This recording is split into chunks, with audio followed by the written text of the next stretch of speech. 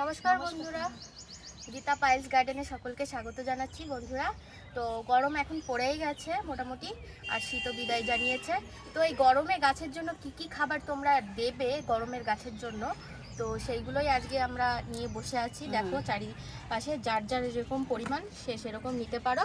আমাদের যতগুলো গাছ আছে তাই অনুযায়ী আমরা নিয়েছি কোয়ান্টিটিতে। এখানে মেশিন রেখেছি, তোমাদের যদি ওয়েট মেশিন না থাকে তাহলে তোমরা ওই যে চাল মাপ করে দিতে পারো। চাল মাপা বা অথবা কাপ যাদের থাকবে তারা মেপে নেবে, গাছ অনুসারে দেবে। মা সেটা বলে দেবে কতটুকু পরিমাণ গাছে দিতে হবে বা দেবে তোমরা, সেরকমভাবে মা পুরো হিসাব করে বলে দেবে। আর এখানে আমি আমার গাছের জন্য আমরা ওয়েট মেশিন নিয়ে নিয়েছি, ওয়েট করে করে আমরা এটাকে মিক্সচার খাদ্য তৈরি করা হবে। তো প্রথমে কি কি আছে মা বলে দাও। কথায় বলতে পারো গরমের সুপার ফুড, হ্যাঁ, বা মিক্সড জৈব খাবার।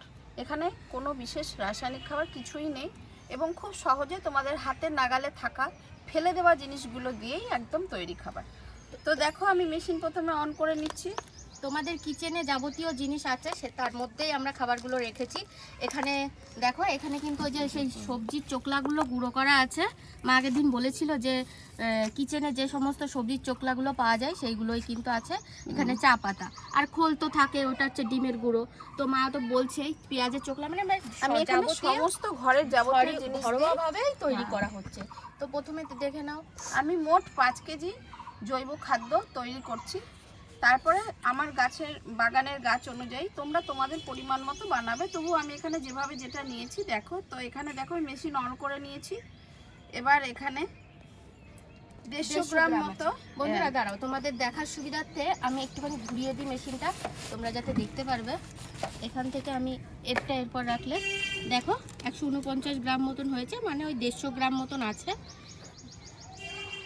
ঠিক আছে কোয়ান্টিটিতে। আর 150 গ্রাম মতনই আছে এখানে। 150 গ্রাম, তার মানে খোসা চোকলাগুলো 150 গ্রাম আছে।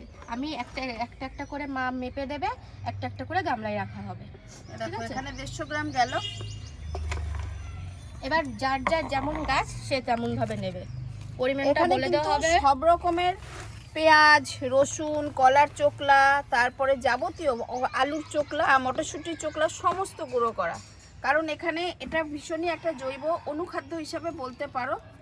আচ্ছা, এবারে হচ্ছে সকলেই আমরা চা পাতা গুঁড়ো ব্যবহার করি, বা চা পাতা গাছের জন্য খুবই উপকারী, তোমরা জানো। এখানে দেখো শুকিয়ে নেওয়া চা পাতা, এটা তোমরা গুঁড়ো করেও নিতে পারো, এবার এমনিও শুকিয়ে নিতে পারো।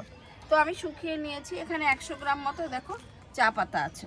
ঘরে যে সমস্ত চা করো তোমরা, সেই চা ফেলে না দিয়ে একটু একটু করে জমিয়ে তারপরে ভালো করে ওয়াশ করে রোদ্রে শুকিয়ে কিন্তু আমরা এরকম করে নিয়েছি, তোমরা করতে পারো। চা পাতায় কিন্তু প্রচুর নাইট্রোজেন আছে, সেই জন্য এটা চা পাতা গাছের জন্য কিন্তু খুব ভালো। হ্যাঁ, আর গোলাপ গাছের তো এটা হচ্ছে মেন খাদ্য গোলাপ গাছের, ঠিক আছে। সর্ষের খোল দেখো কতটা নিয়েছি, এখানে 250 গ্রাম। প্রচুর পরিমাণে নাইট্রোজেন থাকে। আচ্ছা, এটা হচ্ছে ঘরের ডিমের গুঁড়ো, মানে ঘরে যে সমস্ত ডিম আমরা ছুলি, মানে সিদ্ধ করা অথবা ভেজে খাওয়া যে সমস্ত ডিম, সেগুলো হালকা করে একটুখানি ধুয়ে আমরা স্টোর করে সেগুলোকে ভালো করে মা ক্লিন করে রোদে দেয়, রোদে দিয়ে ভালো করে শুকিয়ে এটা মিক্সিতে গুঁড়ো করা হয়, সেটারই গুঁড়ো। এটা কিন্তু প্রচুর পরিমাণে, এতে প্রচুর পরিমাণে ক্যালসিয়াম আছে, ফসফরাস আছে, যা গাছের জন্য ভীষণই একটা উপদেয় খাদ্য হিসাবে বলতে পারো। এটা পাতা পচা একদম দেখো শুকনো ঝুনঝুনা পাতা পচা সারটা নিয়েছি। এখানে কতটা নিলাম, 400 গ্রাম মতো নিয়েছি আমি পাতা পচা সার। তো এটাও গাছের জন্য একটা ভীষণ জৈব খাদ্য। দেখো এখানে শিংকুচি 250 গ্রাম আছে। বন্ধুরা, এটা কিন্তু আমরা মার্কেট থেকে কিনেছি। তোমরা যদি চাও ঘরে তো করতে পারো, ঘরে করা অসম্ভব ব্যাপার, শিং কোথায় পাবে, তাই না? এটা অনেকের প্রশ্ন আসতে পারে, তার জন্য এটা কিনে নেওয়াই বেটার। আর যদি যে না দিতে চাও নাই দিতে পারো, অসুবিধা নেই, দিতে হবে যে তার কোনো মানে নেই। যারা কিনবে, যারা কিনবে না কিনবে। এখানে পেঁয়াজের খোসাও নিয়েছি। এটার মধ্যেও প্রচুর পরিমাণে কিন্তু পটাশিয়াম থাকে, ক্যালসিয়াম থাকে, আয়রন থাকে। চালের গুঁড়ো দেখো, অনেকে আমরা কিন্তু চাল গেছে, হ্যাঁ, এটা এর মধ্যে একটু হলুদ মিশিয়ে নিয়েছিলাম যাতে পোকামাকড় না হয়। চালের গুঁড়ো মধ্যে অনেক সময় পিঁপড়ে ধরে, সেই কারণে আমি আগে থেকে এটার মধ্যে হলুদ দিয়ে একটু হলদে চাল বন্ধুরা, তোমাদের যে চালের মানে নষ্ট হয়ে যাবে ভাবছো ফেলে দেব বা ড্রেনে দিয়ে দেব, অনেকে আছে মানে ফেলে দেয়, তার জন্য আমরা গাছে কোনো কিছুই ফেলা যাবে না। মোট কথা গাছের জন্য সবই সংসারের সবকিছু দিয়ে গাছ পরিচর্যা করা যায়, এবং সেটা হাতের নাগালে এবং খরচ সাপেক্ষ। এটার মধ্যে একটু হলুদ মিশিয়ে নিয়েছে, যার জন্য কালারটা কিন্তু একটু হলুদ হলুদ এসেছে। 200 গ্রাম মতো আখরোট, পেস্তা, সব রকমের বাদামের গুঁড়ো। বাদামের গুঁড়ো মানে বাদামের চোকলার গুঁড়ো, বাদামের গুঁড়ো ঠিক নয়, বাদামের চোকলা যেগুলো। হ্যাঁ হ্যাঁ অবশ্যই। এখানে আমি নিমখোল নিয়েছি 250 গ্রাম। যাদের গ্রাম এলাকায় বাড়ি থাকবে তারা কিন্তু অবশ্যই বাড়িতে রেডি করবে। দাঁড়াও দিলো না, এটা দিন উঠছে, খুব উঠছে, নাকে যাচ্ছে প্রচন্ড। হ্যাঁ আচ্ছা, এখানে হাড় গুঁড়ো আছে ওই 500 মতো ধরো, এইখানে 500। হ্যাঁ ওই 2 গ্রাম কম, একটুখানি এয়ারে এদিক ওদিক হয়, সেই কারণে এখানে নিয়েছি। এই কোয়ান্টিটি নিয়েছি একমাত্র আমাদের বেশি গাছ বলেই আমরা নিয়েছি, ঠিক আছে? তোমাদের যদি 5টা কি 6টা গাছ থাকে তাহলে এর থেকে অনেক কম নেবে। মা পরিমাণটা বলে দেবে যে একটা গাছে কতটা পরিমাণ মানে দেওয়া উচিত, সেই অনুযায়ী তোমরা দেবে, ঠিক আছে বন্ধুরা? এটা হচ্ছে ভার্মি কম্পোস্ট। এটা হচ্ছে ভার্মি কম্পোস্ট। আচ্ছা, এবার এই ছায়ে কিন্তু প্রচুর পরিমাণে খাদ থাকে, যার জন্য গাছে দিলে যে সমস্ত ক্ষারীয় গাছ, যেমন কচু গাছ ক্ষার পছন্দ করে, তারপরে আরও বিভিন্ন ধরনের গাছ আছে, টমেটো গাছ ক্ষার পছন্দ করে, তার জন্য কিন্তু এই ছাইটা কিন্তু আমরা প্রতিটা গাছেই দিই। আর এই সাদামাছি, তারপরে অনেক মিলিবাগের জন্যও কিন্তু ছাই কিন্তু গাছে ছড়িয়ে দিতে হয় মাঝে মাঝে।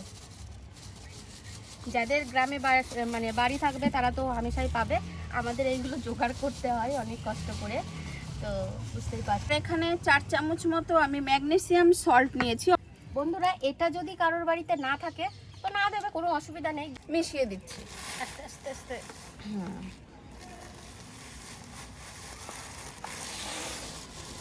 গাছটা হচ্ছে একটা শখের জিনিস।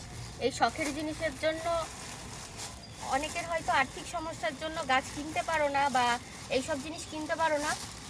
ঘরোয়া জিনিস দিয়ে তোমরা ট্রিটমেন্ট শুরু করো, স্টার্ট করতে করতে দেখবা পয়সা জোগাড় হয়ে গেছে।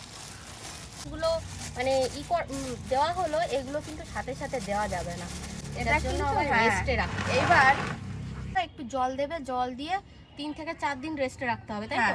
মা প্রসেসটা কিভাবে করে রাখছে 3 দিনের জন্য দেখতে থাকো। আর এরকম ছোট টব হয় 6 ইঞ্চি বা 8 ইঞ্চি, সেক্ষেত্রে 1.5 মুঠ 2 মুঠ দিতে পারো, আর এগুলো ক্ষেত্রে 3 মুঠ 4 মুঠ দেওয়া যাবে।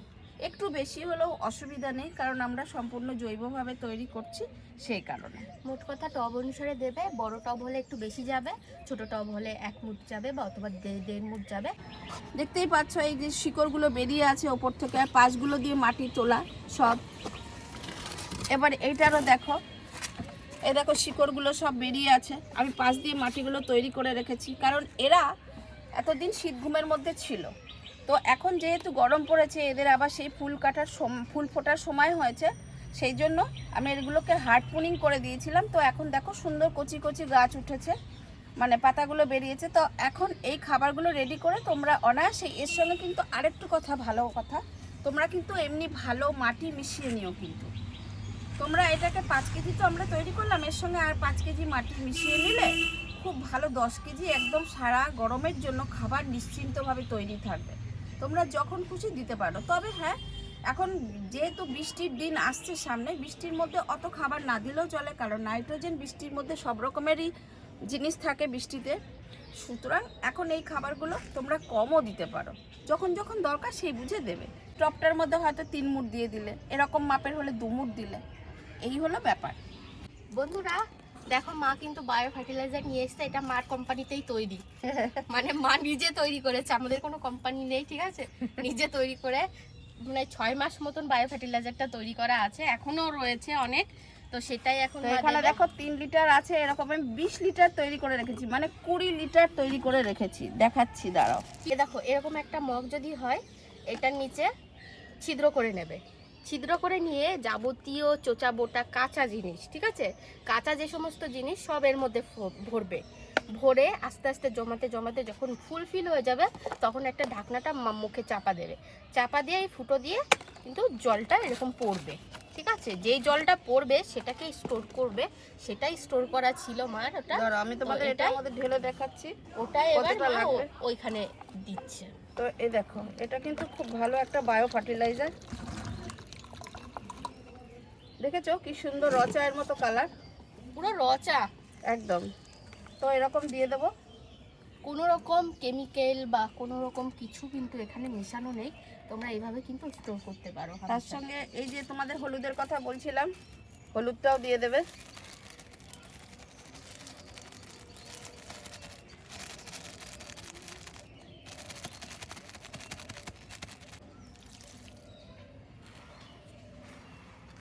তাহলে ধুলোটা উঠবেও কম।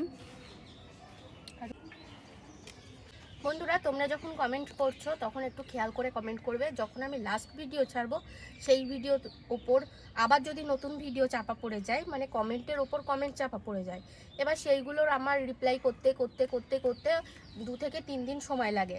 মোটামুটি আমি দিনে একটা করে ভিডিও ছাড়ি, মাঝে মাঝে 2টো করেও ছাড়ি। যখন আমার স্টকে বেশি ভিডিও থাকে তখন আমি 2টো করে ছাড়ি। যখন আমার স্টকে ভিডিও একটু কম থাকে বা দেখা গেলো অন্য কাজে বিজি আছি, যার জন্য আমি একটা করে ভিডিও ছাড়ি। এবার একটা ভিডিওতে মোটামুটি অনেক কমেন্টসই পড়ে, এবার সবার কমেন্টসের উত্তর দেওয়া সম্ভব হয় না, কিন্তু আমি চেষ্টা করি সবার কমেন্টসের উত্তর দেওয়ার। আর কমেন্ট করে সাথে সাথে যে উত্তর পাবে সেই আশাটা করবে না। মোটামুটি 2 থেকে 3 দিন সময় দেবে আমাকে, তার মধ্যে আমি কমেন্টে রিপ্লাই করে দেবো। যার যার নাম লিখে দেবে, নাম উল্লেখ করে আমি কমেন্টে রিপ্লাই করে দেবো। আর এইদের ভিডিও যদি ভালো লাগে এইভাবেই সাপোর্ট করো। তোমাদের ভালোবাসার জন্য এত দূর আগাতে পেরেছি, ভবিষ্যতেও আরও বেশি দূর জন্য আগাতে পারি, তোমরা সেটাই দেখো আর সেইভাবে আশীর্বাদ করো। তো দেখা হচ্ছে পরবর্তী ভিডিওতে, সকলকে টাটা।